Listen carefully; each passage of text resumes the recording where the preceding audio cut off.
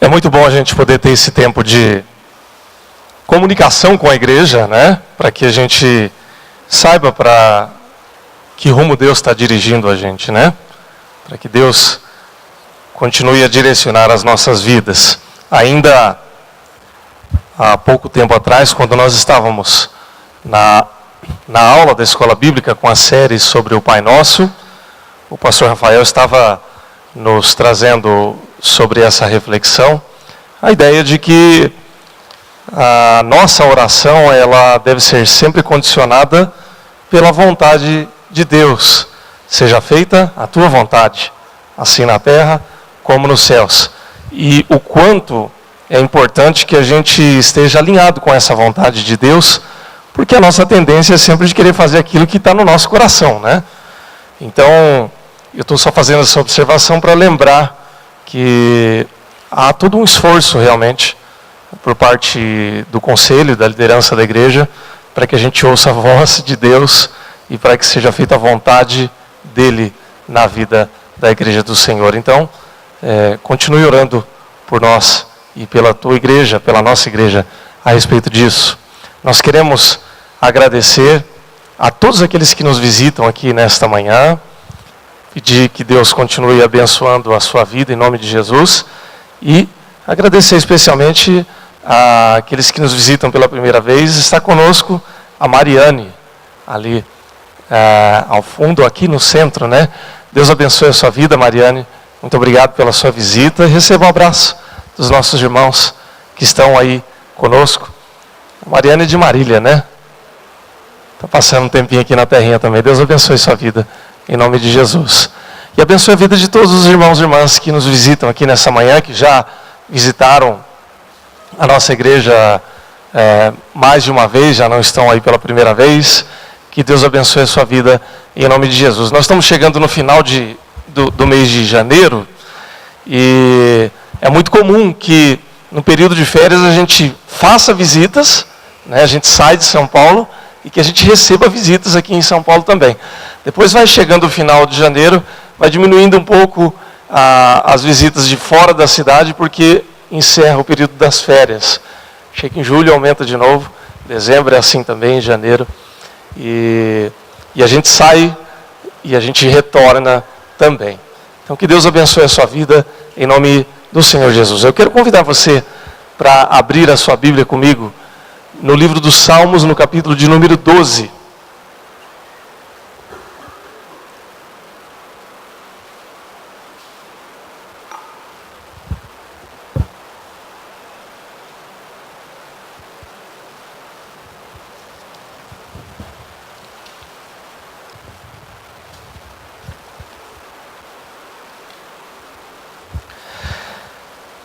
Salmo de número 12.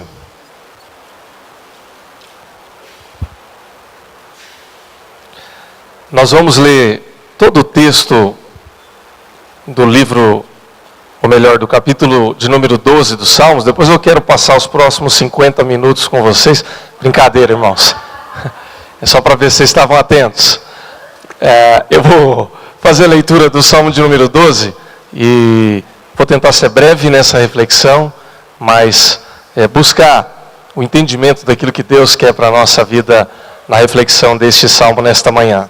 Salmo de número 12, a partir do versículo 1, a palavra de Deus diz assim: Salva-nos, Senhor, já não há quem seja fiel, já não há, ou melhor, já não se confia em ninguém entre os homens. Cada um mente ao seu próximo, seus lábios bajuladores falam com segundas intenções. Que o Senhor corte todos os lábios bajuladores e toda a língua arrogante. Dos que dizem: venceremos graças à nossa língua, somos donos dos nossos lábios. Quem é o Senhor sobre nós? Por causa da opressão do necessitado e do gemido do pobre, agora me levantarei, diz o Senhor. Eu lhes darei a segurança que tanto anseiam. As palavras do Senhor são puras, são como prata purificada num forno 7 vezes refinada. Senhor, Tu nos guardarás seguros e dessa gente nos protegerás para sempre. Os ímpios andam altivos por toda parte, quando a corrupção é exaltada entre os homens. Vamos orar? Pai, nós queremos Te dar graças pela Tua palavra. Cremos, Senhor Deus, que ela é fiel, poderosa e verdadeira para falar aos nossos corações. E queremos pedir que o Senhor agora nos fale, conforme o Teu querer, conforme a Tua palavra. Em nome de Jesus. Amém. Esse texto da palavra de Deus que nós lemos e ouvimos, ele traz várias reflexões que a gente poderia aqui discorrer e conversar nesta manhã, mas eu gostaria de trazer como um dos pontos centrais desse texto a busca para referenciais seguros para a nossa vida, para a nossa caminhada cristã, para a nossa caminhada como povo de Deus. Falando um pouquinho sobre referenciais, nós já até falamos um pouquinho a respeito disso no editorial do seu boletim. A gente traz uma breve reflexão sobre esse tema. Eu quero só retomar um pouco aquilo que a gente traz como reflexão sobre quais são os nossos referenciais no dia a dia. Ou seja, eu não sei se você já parou para pensar, para observar, para fazer uma autorreflexão a respeito dos seus referenciais. Mas eu quero te lembrar e dizer que todos nós temos alguma referência, algum referencial, pelo qual a gente toma algumas decisões e pelos quais a gente norteia os comportamentos, as atitudes, a forma da gente pensar e a forma da gente encarar a vida. Todos nós temos, conscientemente ou não, os nossos referenciais. Ou, se você quiser usar uma outra palavra, os nossos modelos de vida. Pessoas ou familiares, amigos, pessoas próximas, que a gente, conscientemente ou não, adota como modelo na nossa caminhada. Então, por exemplo, as crianças, os nossos filhos, eles aprendem a falar, aprendem a andar, eles adquirem os hábitos que eles vão desenvolver ao longo da sua vida, primeiramente com a gente, com seus pais. Então, é muito comum, e às vezes é até engraçado, quando você olha uma criança perto dos seus pais. Você começa a observar ela e comparar com os pais, você vai ver que ela anda igual ao pai, ou igual à mãe, né? Tem os seus gestos, os seus trejeitos, e às vezes é tão parecido que parece uma miniatura, né? Uma miniatura, o menino é a miniatura do pai. Eu sei que isso não acontece em casa, mas a menina é a miniatura da mãe. Esses dias eu dirigindo ali no trânsito, conversando com a Thaís, eu vi um pai ali com o filho, o pai com óculos, camisa polo, bermuda, o filho com óculos, camisa polo e bermuda também, e o pai andando meio encurvado assim, o filho andando encurvado igual. Onde que aprende, né, gente? Aprende com o pai, né? Aprende em casa. São os modelos, são as referências. E, irmãos, isso, ao longo da vida, a gente vai percebendo que marcam a gente. Meu pai não é vivo, ele já é falecido há alguns anos, mas às vezes eu me olho no espelho e eu vejo a minha maneira de andar, de caminhar e até algumas formas de se expressar, e eu falo, gente, como eu estou parecido com meu pai ainda, né? Como eu ainda lembro meu pai. Então são referências que a gente tem. Mas essas referências, elas não são apenas aquelas que a gente adquire em casa. Elas são aquelas que a gente vai somando ao longo da vida. Então, com as crianças começa assim, pais, com a mãe, pai, tio, avô, tia, né? Depois, quando a gente vai crescendo, a gente vai adquirindo outras referências com os amigos, né? Então, quem tem adolescente em casa sabe como que é, né? Eles vão adquirindo algumas gírias, alguns gostos, e não precisa nem ser adolescente, né? É incrível como que as nossas crianças, por osmose, elas vão adquirindo os mesmos gostos do que assistem na televisão, ou do que assistem na internet, né? Essa semana passada eu estava conversando com o pastor Valdir aqui na frente, e ele estava falando, tem que tomar um certo cuidado, porque minhas crianças já estão assistindo ali o YouTube. Outro dia estava falando de um tal de Lucas Neto. Aí chegou uma das crianças aqui da igreja, olhou para mim e falou assim: eu vi você falar em Lucas Neto? Falei, como é que pode, né? Como é que absorve isso? São as referências. Eu não estou entrando no mérito aqui ainda se isso é bom ou ruim, né? Se são boas ou más referências. A gente pode conversar sobre isso um pouquinho mais para frente na reflexão, mas são referências. Então, isso a gente vai adquirindo ao longo da vida. Depois a gente fica adulto, nós vamos também adquirindo alguns referenciais. Por exemplo, o que é um referencial de sucesso para um adulto? Ou quem são esses referenciais? É aquele que ganha muito? É aquele que é bem sucedido profissionalmente? Que tipo de referência que a gente encontra quando a gente fala de família? É aquele casal que casou e ao longo da vida toda permaneceu fiel? Ou conseguiu educar os seus filhos? Enfim, quais são os nossos referenciais? Nós temos. Às vezes a gente escolhe conscientemente. A gente olha e fala assim, olha, essa pessoa, esse casal, essa família, esse profissional, ele é um exemplo para mim, eu gostaria de aprender com ele. E muitas vezes a gente faz isso também de forma inconsciente. Quando a gente percebe, a gente já está caminhando ali daquela maneira, ou segundo aquela proposta, subjetivamente falando. Então, não há problema em você escolher referenciais, muito pelo contrário, é bom que a gente faça uma escolha consciente, né? Porque se você não fizer isso de forma consciente, você vai fazer de forma inconsciente, né? A moda, por exemplo, fala muito a respeito disso, né? Até que hoje não tem muito barbudo na igreja, né? Estou vendo aqui alguns, né? Mas eu me lembro, não muito tempo atrás, que para você usar barba você tinha que ter bastante personalidade. Porque não era moda, né? Não era muito o que a moda dizia. Hoje é mais comum. Você pode usar barba que ninguém vai ficar te cornetando, falando, tira essa barba, né? Usa assim, usa assado. Porque as tendências e as referências elas vão mudando ao longo das estações ou da moda. Eu espero que ninguém relance a moda da pochete, porque se essa moda voltar, eu não vou andar na moda, porque senão eu vou apanhar da minha esposa, ela não vai deixar eu usar, né? Mas acreditem, já houve um tempo em que pochete foi moda, já foi referência, né? Voltou? Pois é, irmãos, em casa não vai voltar, desculpa. Tudo tem limite até para uma boa referência, né? Irmãos, não há problema quanto às referências, você pode escolher a sua, né?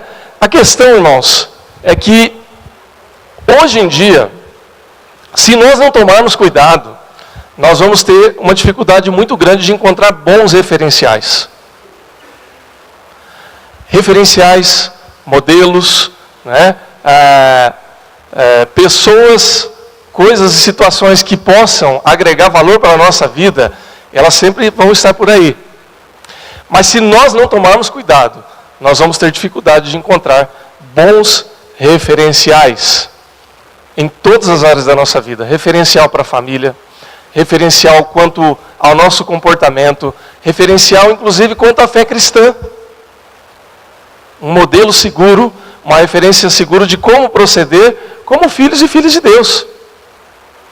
Você pode até achar que eu estou exagerando, mas muito a respeito do que nós estamos falando, dessa dificuldade, se dá por conta do momento que a gente está vivendo, que é a pós-modernidade, né? Eu não quero entrar aqui nos pormenores da pós-modernidade, nós já falamos a respeito disso em outros momentos, mas eu quero apenas retomar um pouquinho das características desse período para entender por que os nossos referenciais eles estão se perdendo. Por exemplo, na pós-modernidade, há toda uma relativização dos valores que eram antes considerados como verdadeiros ou até absolutos. Por exemplo, família. O que era família antes da pós-modernidade? Pai, mãe, filhos, filhas, avô, avó. Você pode apresentar isso como um modelo de família hoje, sem ser questionado? Eu acredito que não. Não que eu não creia nesse modelo, mas hoje esse modelo é relativizado. Você tem que estender um pouco mais, ela é um pouco mais espaçada, vamos dizer assim, do que apenas esse modelo tradicional. A questão da honestidade ou da verdade é um conceito absoluto hoje? Pela fé a gente crê que sim, não é? Mas socialmente falando, já ficou a gente não pode mais chamar de uma linha de honestidade ou de verdade, mas talvez de uma faixa, porque ela é mais larga. Ela não é preta nem branca, ela é meio cinzenta, né? É meio que misturada. Não segundo a palavra de Deus, tá, irmãos? Mas segundo a sociedade pós-moderna. Isso se dá por quê? Por um outro valor pós-moderno, que é a hipervalorização do indivíduo. Como que funciona isso? Não no sentido positivo, mas no sentido negativo das coisas. O que vale hoje? Se tudo é centrado no indivíduo, eu sou um indivíduo, o que vale é a minha verdade. O que vale é o meu conceito. O que vale é o que satisfaz a minha necessidade. Então aí eu posso relativizar a verdade, eu posso relativizar a honestidade. Por exemplo, hoje de manhã a gente estava assistindo um vídeo, logo pela manhã, de uma filósofa, não vou citar o nome aqui para não fazer, para não emplacar referência para vocês, mas ela dizia assim, olha, o que é o furto? O que é o roubo? O roubo, ele pode ser, por exemplo, um fator de justiça social. Aí eu falei, mas onde que ela quer chegar com isso, Ela falou, vamos inverter a lógica um pouquinho, vamos colocar-se no lugar do ladrão. Ele pode ser contaminado pelo capitalismo, e sendo contaminado pelo capitalismo, ele está buscando algo que ele deseja, porque o capital induz ele a isso. E aí, como ele tem esse desejo, ele vai subverter esse desejo, adquirindo aquilo que ele deseja e trazendo para si, e de uma certa maneira ele vai fazer uma justiça, conforme o conceito daquilo que ele deseja. Isso é pós-modernidade, irmãos. É uma maneira de você justificar algo que até pouco tempo atrás era considerado errado. O que é errado? O roubo, o furto. Roubo é roubo, não é? É ou não é, irmãos? Pode dizer amém. Vocês estão muito pós-modernos. Nós estamos numa faixa aqui, Então, é essa a ideia. Se é individual, se é uma necessidade individual que justifique a minha angústia como indivíduo, então ela é válida. Essa é a ideia. Então, vale a minha verdade, vale a minha experiência. E por tal razão, é que muitas figuras que antigamente nós tínhamos como referenciais, como pessoas admiráveis, hoje elas já não se encontram dessa maneira. Então, quando você olha para a sociedade hoje, e você, por exemplo, enxerga um político, um artista, uma figura pública, um esportista que antes a gente enxergava como modelo, falava, nossa, esse é um vencedor, essa é uma pessoa que realmente era admirável. E quando você começa a desfiar um pouquinho mais ali as características que elevaram essa pessoa a essa condição, a gente começa a se desencantar um pouco, ou a se decepcionar um pouco. Perde-se o referencial, porque isso anda dentro dos valores da sociedade que a gente vive hoje. E, pasmem, há muitos líderes cristãos que antes a gente olhava e falava, puxa, esse é um referencial seguro, e hoje a gente olha e fala assim, puxa, será mesmo? Se a gente, por exemplo, não me respondam, por favor, tá? Mas pense aí com você, se a gente pensar hoje numa grande figura pública cristã na atualidade, ou em algumas figuras, você consegue enumerar pelo menos 5 que você possa dizer assim, olha, esse aqui, por exemplo, pode falar em nome dos evangélicos. Essas pessoas aqui, a gente pode dizer assim, olha, ele escreveu um artigo para o jornal, ele fez um vídeo aí, se pronunciou na TV, e o que ele está falando representa o que os evangélicos pensam. Seria bom, se a gente tivesse aí um conjunto de homens de Deus aí que se manifestassem. Eu não estou dizendo que não exista, viu, irmãos? Eu estou dizendo que possivelmente aqueles que alcançam um pouco mais de proeminência, que estão com um pouco mais de evidência na sociedade, talvez não nos representem, conforme aquilo que a palavra de Deus nos ensina e que a gente tem pregado e ensinado todos os dias. Então, há uma crise de referenciais nos dias de hoje. Em parte, irmãos, essa era a angústia do salmista. Quando nós vemos o salmista, lá no Salmo 12, dizendo assim, olha, já não há homens piedosos, desapareceram os fiéis entre os filhos dos homens, falam com falsidade uns com os outros, falam com lábios bajuladores e coração fingido. Isso era o retrato, a angústia, o desabafo do salmista, que era um homem de Deus, e que se encontrava numa situação em que ele já não encontrava mais ninguém que pudesse representar uma palavra segura. Era alguém que possivelmente estava sendo caluniado, que estava sendo atacado, ou que estava vendo um ambiente onde aquelas pessoas que deveriam se posicionar de uma maneira corajosa, honesta e verdadeira, estavam falando justamente o contrário.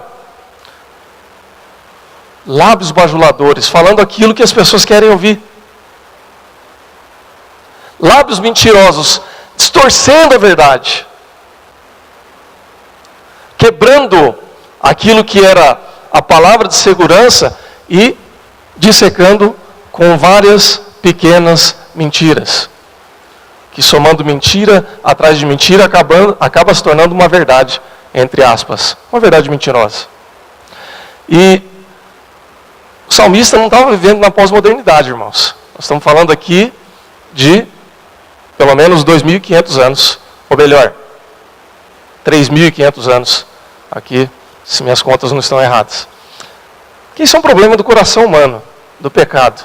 Né? Desde sempre o ser humano é pecador, desde sempre o ser humano ele tem que se policiar para não ser mentiroso, para não ser bajulador, para não praticar o mal. E é a presença de Jesus Cristo na nossa vida que nos livra disso. Sem Cristo, eu sou um grande bajulador. Sem Cristo, eu sou um grande mentiroso. E é só com a presença de Jesus na nossa vida que a gente consegue evitar todas estas coisas. Mas um fato é que nos dias de hoje, essas características, como lábios bajuladores, como a distorção da verdade e a valorização da mentira, essas características elas estão sendo exaltadas, estão sendo valorizadas. E se nós buscarmos isso como referência da nossa vida, como referência da nossa caminhada, nós vamos ter problemas. Então, quais são os nossos referenciais? Como é que a gente busca uma solução para todas essas inquietações, para todos esses problemas? O salmista, ele traz a solução para essas coisas no decorrer da sua oração a Deus, e é por meio dessa oração do salmista que eu quero trazer rapidamente alguns conselhos da palavra de Deus, para que a gente possa buscar também os nossos referenciais. O primeiro é que nós busquemos em Deus a verdade para os dias de hoje. Irmãos, os dias de hoje podem ter mudado uma série de características para a nossa realidade. A pós-modernidade ela pode ter distorcido uma série de características, mas a verdade de Deus não muda. O nosso Deus é o mesmo ontem, hoje e eternamente. Deus é imutável e a sua verdade também é imutável. Um dos problemas da pós-modernidade é a relativização da verdade. Por exemplo, se você perguntar o que é verdade nos dias de hoje, você vai ter um monte de respostas. O que é a verdade, afinal de contas? Por exemplo, o que um sujeito pós-moderno vai dizer quando você pergunta para ele o que é a verdade? Ele vai dizer, por exemplo, depende de quem conta. Depende de quem afirma. Se for alguém que eu gosto, que eu tenho estima, se for alguém da minha turma, do meu partido político, do meu time de futebol, então ele fala a verdade. Se for alguém que eu não gosto, que eu não gosto de ouvir, ou quem eu não concordo, então ele não tem a verdade. Ele não tem provas, não é? Ou ele tem provas. É assim que funciona. Ou então, uma segunda maneira de enxergar essa verdade nos dias de hoje, depende do quanto ela é repetida. Vocês já ouviram aquela máxima que uma mentira contada muitas vezes acaba se tornando verdade? Você duvida disso? Mais de 6 milhões de judeus foram mortos com essa estratégia. O líder da propaganda do partido nazista foi quem criou essa máxima. Ou se não foi ele quem criou, ele levou até a quinta potência. Ele dizia assim: repita uma mentira muitas vezes, e ela se torna verdade. Judeu é ladrão. Judeu é o problema da Alemanha. De tanto se tornar uma mentira como essa sendo repetida, ela se torna verdade. Verdade entre aspas. Então, se você repetir muitas vezes uma mentira, ela acaba sendo aceita socialmente. Ela acaba grudando na mente das pessoas. E ela acaba se tornando uma verdade. Eu não vou aqui repetir nenhuma mentira que tem sido batida na nossa sociedade, mas você é inteligente. Ouça o que a mídia diz. Ouça o que as pessoas estão dizendo. A respeito, por exemplo, do momento político que a gente vive. A respeito do momento espiritual que a nossa nação vive. E aí você vai começar a discernir se nós estamos ouvindo verdade ou se nós estamos ouvindo mentiras que têm sido batidas e se transformando em verdades. Por fim, alguém pode dizer que a verdade depende de quem domina a narrativa dos fatos. Pense um pouquinho. Por que o governo insiste e gasta tanto dinheiro com propaganda? Porque ele precisa te convencer de que ele está fazendo um bom governo. Por que todo partido de oposição, seja de direita, de esquerda ou de centro, ele também gasta e investe bastante recurso para dizer que o governo está errado? Esse é o papel da oposição, não é? O papel da oposição, em parte, é causar para quem está na situação. Porque ele precisa mostrar que, de alguma maneira, ele tem razão e o governo, aquele que está sentado na cadeira do governo, está errado. Quem domina a narrativa é quem vai vencer e quem vai apresentar a verdade. Irmãos, isso não é novidade, isso não é dos dias de hoje, essa prática sempre existiu. O problema é que nos dias de hoje isso foi elevado ao extremo. Volto a repetir e volto a insistir. A fase que a gente está vivendo, ela é mais aguda. Ela insiste um pouco mais nessas coisas todas. Há um filósofo francês que fala sobre a pós-modernidade, chamado Jean-François Lyotard, que ele fala que esse tempo que nós estamos vivendo é o tempo em que se quebra todas as metanarrativas. O que ele quer dizer com metanarrativa? São todas aquelas grandes verdades que se acreditava e que hoje em dia não se acredita mais, se questiona tudo. O que eram as grandes verdades que existiam até 50 anos atrás e que agora se questiona? Então, por exemplo, se você era capitalista, você acreditava que o capitalismo era bom. Hoje isso é questionado. O capitalismo era uma grande verdade, entre aspas, tá, irmãos? Uma grande metanarrativa. Se você era comunista, socialista, e acreditava nisso, isso tem sido questionado hoje. Se você acreditava na família, a família é uma grande metanarrativa, é uma grande verdade. Eu creio que é verdade, mas ela tem sido questionada. Se você acreditava na religião, na fé, no cristianismo, na justiça, na Bíblia, todas essas coisas eram grandes metanarrativas que hoje estão sendo questionadas. Hoje ninguém mais tem vergonha de dizer assim, eu sou ateu. Antigamente, e os ateus sempre existiram, né? Mas quando alguém chegava e perguntava assim, tem algum ateu aqui? O ateu fazia assim, ó. Porque ele tinha receio de ser questionado. Porque ele estava questionando algo que ninguém questionava.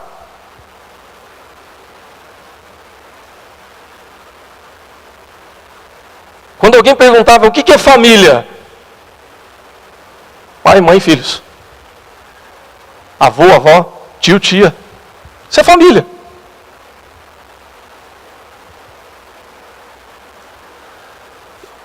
Todas essas grandes narrativas, essas metanarrativas, essas grandes verdades, têm sido questionadas nos dias de hoje. Então, se você questiona as narrativas, você questiona quem dirige essas narrativas. Desculpa se eu estou sendo muito específico, irmãos, mas acho que é importante para a nossa reflexão e a gente já caminha e já encerra essa parte. Quando você fala, por exemplo, que uma narrativa como a fé cristã, como a religião, como a Bíblia não serve, você está questionando também todo sacerdote. Um padre já não serve mais, um pastor já não serve mais.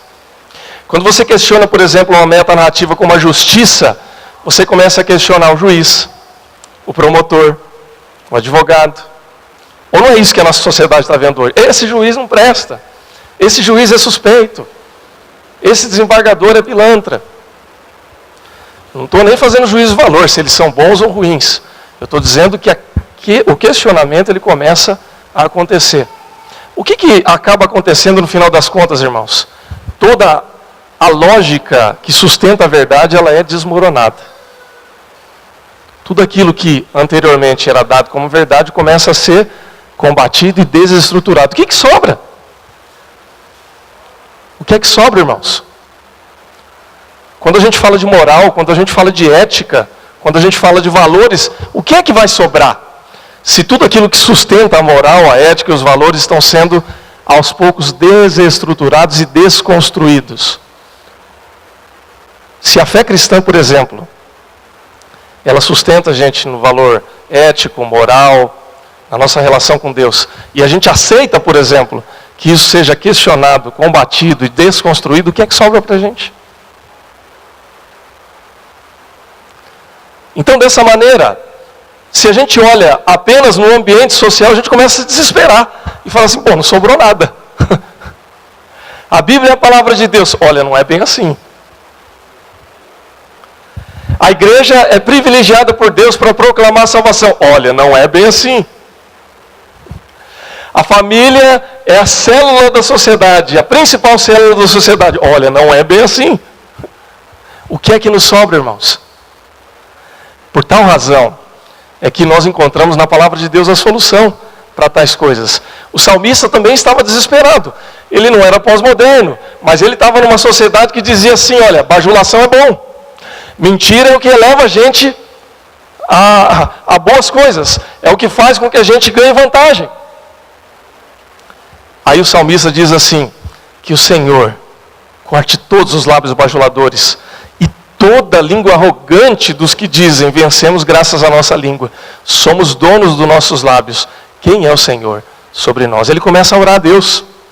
E ele pede para que Deus julgue os mentirosos, para que Deus afaste dele toda a língua bajuladora, para que Deus mostre a verdade acima de tudo. E nós conhecemos a verdade pela própria palavra de Deus.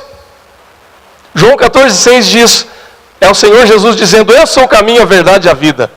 A verdade, o caminho, a vida. Ninguém vem ao Pai, senão por mim. João 8,32 diz, e conhecerão a verdade, e a verdade vos libertará. João 17,17, o Senhor Jesus orando ao Pai, e Ele diz, santifica-os na verdade, a tua palavra é a verdade. Ou seja, nós temos a verdade, que é a própria figura do Senhor Jesus Cristo e a sua palavra revelada. Irmãos, o mundo e a sociedade pode relativizar uma série de coisas. Não deveria, mas a gente não tem controle sobre tudo. Mas você é cristão. Você é conhecedor da palavra de Deus. Você é filho de Deus em adoção pelo nome do Senhor Jesus Cristo. Você conhece a verdade. Você tem a segurança da verdade. A verdade está revelada em Jesus Cristo. E a verdade está revelada na palavra de Deus, que revela o Senhor Jesus Cristo. Amém? Cabe a nós orar e conhecer a palavra de Deus. Mateus 22:29 diz, errais, porque não conheceis as Escrituras, nem o poder de Deus. Mas nós não vamos errar, né, irmãos? Vamos? Não, né? Deus vai nos dar segurança conforme a sua palavra. Segundo conselho, e aí eu já vou para o terceiro conselho para nós encerrarmos. Preservar a firmeza de caráter nos dias de hoje. O salmista, quando ele ora, ele diz assim, olha, vou pôr a salvo aquele quem por isso suspira.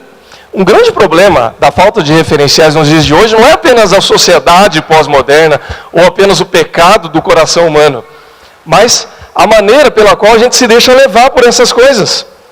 Veja, pecador todos nós somos. Eu sou pecador.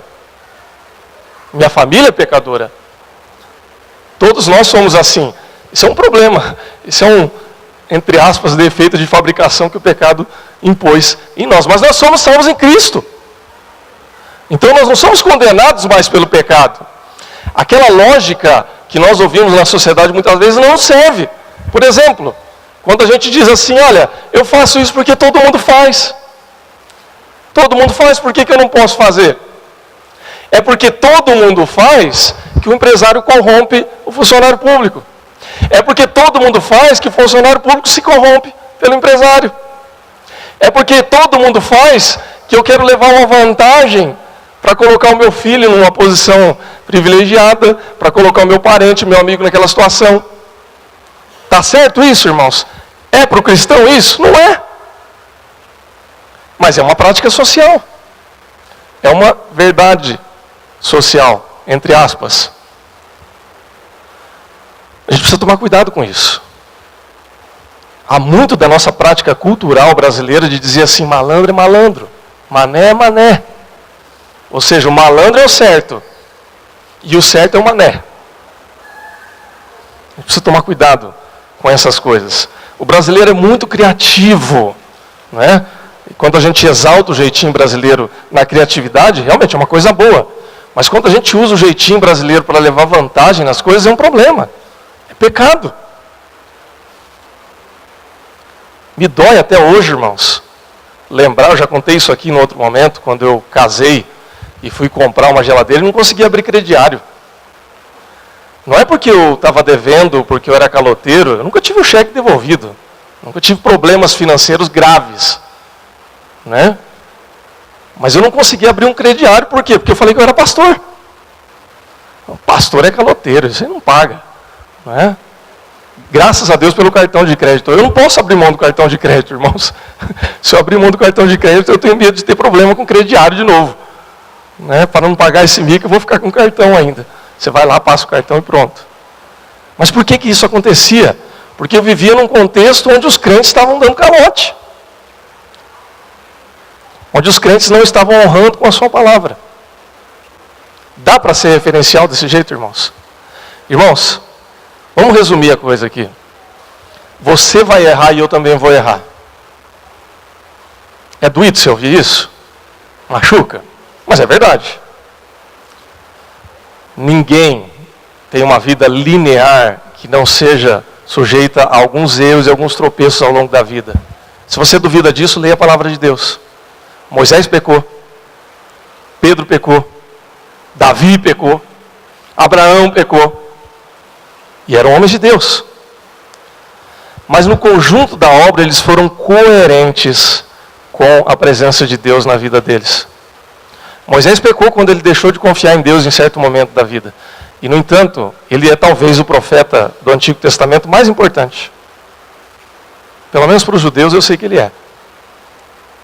A figura mais importante do Antigo Testamento. Davi pecou, falhou, pisou na bola e era chamado homem segundo o coração de Deus. Pedro negou Jesus 3 vezes, mas ele não deixou de ser o discípulo que Jesus Cristo chamou, ao qual ele edificou. A igreja disse, tu és Pedro, e sobre essa pedra edificarei a minha igreja. E se a gente for falar de Daniel, né? Que foi tentado a viver segundo a lógica daquele mundo, ele falou, não, desculpa, mas eu não vou me contaminar. Então, há bons referenciais. Há pessoas pela qual a gente pode ainda olhar, se espelhar e falar assim, não, tem gente coerente ainda. Tem gente que ainda segue a lógica de Deus e não a lógica do mundo. E aí nós vamos para o encerramento dessa reflexão. Confie no cuidado de Deus nos dias de hoje. Seja uma boa referência. E procure bons referenciais. Há gente boa. Há gente que ainda não se dobrou. Há gente que ainda não se subverteu à lógica dos dias de hoje. O salmista diz assim, olha, dessa geração, Deus nos livrará, hoje e para todo sempre. Quem segue a Cristo tem um referencial seguro. O primeiro e maior referencial é o próprio Senhor Jesus Cristo. Eu me lembro na minha adolescência, quando a gente falava muito sobre aquele questionamento que a gente usava até pulseirinha, né? No seu lugar, o que Jesus faria? Caiu de moda, irmãos? Talvez a pulseirinha tenha caído de moda, né? Mas eu acho que a lógica ainda serve para nós hoje. O que é que Jesus faria? Qual é a lógica de Jesus? Qual é a verdade de Jesus? Qual é a verdade que o meu referencial me traz? Qual a referência da sua família, meu irmão? Quando você pensa na sua família, quem que é o porto seguro da sua família? Talvez já nem esteja mais vivo, mas a memória dessa pessoa se faz presente na sua casa ainda. Pode ser um pai, uma mãe, um avô, uma avó. Pode ser alguém que esteja na sua casa hoje. Qual é o referencial? Quando a gente pensa nessa igreja aqui, qual é o referencial? Né? Há pastores que passaram aqui que a gente lembra ainda hoje. Quando a gente vai conversar, falar, o pastor fulano, era muito legal no tempo dele. Né? E eu prefiro que seja assim. Né? A gente consegue enxergar mais quando a gente se afasta um pouquinho e vê a coisa depois que a história passou um pouquinho mais. Há bons referenciais. Meu irmão, minha irmã, a palavra de Deus te convida para que você procure referenciais seguros. E ainda mais, a palavra de Deus te convida para que você e eu sejamos bons referenciais. Porque é disso que a nossa sociedade está precisando hoje. É disso que a nossa igreja está precisando isso. Está precisando nos dias de hoje. É disso que a fé cristã precisa. De bons referenciais. Que nós sejamos assim e que nós busquemos a cada um deles. Que Deus te abençoe em nome de Jesus. Feche seus olhos e vamos orar.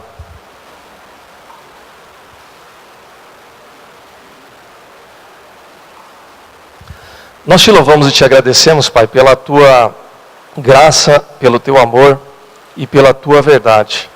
Tua palavra diz que o Senhor Jesus é a verdade. Pai, que a presença do Senhor Jesus em nossas vidas possa realmente ser a revelação da tua verdade e da tua vontade para cada um de nós. E que nós nos espelhemos na tua palavra, que também é verdade, e porto seguro para as nossas vidas. Nos abençoa, nos dirige, em nome do Senhor Jesus. Amém.